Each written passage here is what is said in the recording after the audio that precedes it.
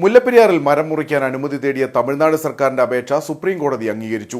മുല്ലപ്പെരിയാറിലെ baby dam ബലപ്പെടുത്താൻ വേണ്ടി മരം മുറിക്കാൻ അനുമതി തേടിയാണ് തമിഴ്നാട് സുപ്രീം കോടതിയെ സമീപിച്ചത്. കേരളത്തിൽ വലിയ രാഷ്ട്രീയ വിവാദമായ സംഭവത്തിൽ കേരളം എതിര് നിൽക്കുന്നുവെന്ന വാദമുയർത്തിയാണ് തമിഴ്നാട് സുപ്രീം കോടതിയിൽ വാദിച്ചത്. രണ്ടാഴ്ചയ്ക്കുള്ളിൽ ഇതിനുള്ള തമിഴ്നാടിന്റെ അപേക്ഷ കേരളം കേന്ദ്രത്തിന് അയക്കണമെന്നും 3 ആഴ്ചയ്ക്കകം കേന്ദ്ര സർക്കാർ ഇക്കാര്യത്തിൽ തീരുമാനമെടുക്കണമെന്നുമാണ് സുപ്രീം കോടതി ആവശ്യപ്പെട്ടിരിക്കുന്നത്. മുല്ലപ്പെരിയാർ അണക്കെട്ടിൽ അറ്റകുറ്റപ്പണിക്കുള്ള തമിഴ്നാടിന്റെ അപേക്ഷ കേരളം അംഗീകരിക്കണമെന്നും സുപ്രീം കോടതി പറഞ്ഞു.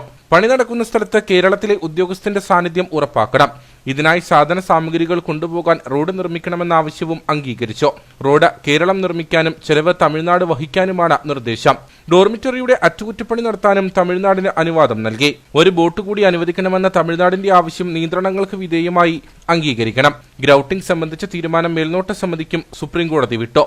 മുല്ലപ്പെരിയാറിൽ പുതിയ ഡാമെന്ന ആവശ്യമാണ് കേരളം മുന്നോട്ട് വച്ചിരിക്കുന്നത്. അപകട സാധ്യത മുൻനിർത്തി പുതിയ ഡാം വേണമെന്നാണ് ആവശ്യം. എന്നാൽ അപകട സാധ്യതയില്ലെന്ന മരമുറിയുമായി ബന്ധപ്പെട്ട കേസ് പരിഗണിച്ചപ്പോൾ സുപ്രീം കോടതി ജഡ്ജിമാർ വാക്കാൽ പറഞ്ഞിരുന്നു. ഇതിന് പിന്നാലെയാണ് ഇപ്പോൾ സുപ്രീം കോടതിയുടെ ഉത്തരവ്. ബേബി ഡാം ബലപ്പെടുത്തണമെന്ന ആവശ്യം തമിഴ്നാട് മുന്നോട്ട് വെച്ചതാണ്. ഇതിനെ കേരളം എതിർത്തിരുന്നു. എന്നാൽ നേരത്തെ സമാനമായ നിലയിൽ മരം മുറിക്കാൻ കേരളം നൽകിയ അനുമതികൾ കേരളത്തിന് തന്നെ തിരിച്ചടിയായി. 2021 പതിവ് പോലെ മരം മുറിക്കാൻ അനുമതി നൽകിയിരുന്നെങ്കിലും വലിയ രാഷ്ട്രീയ വിവാദമായതോടെ പിൻവലിച്ചിരുന്നു. ഇതോടെയാണ് തമിഴ്നാട് സുപ്രീം കോടതിയെ സമീപിച്ചത്.